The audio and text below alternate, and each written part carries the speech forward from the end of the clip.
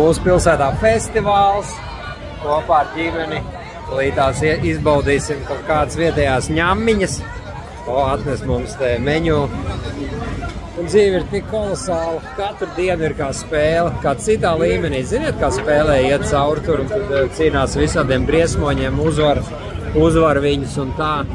Tā es arī katru dienu jaunas atklāsmes, jaunas lietas, ar kurām cīnīties, uzvarēt sevi, dziedēt un ejam tālāk, un dzīve ir vienkārši kolosāla.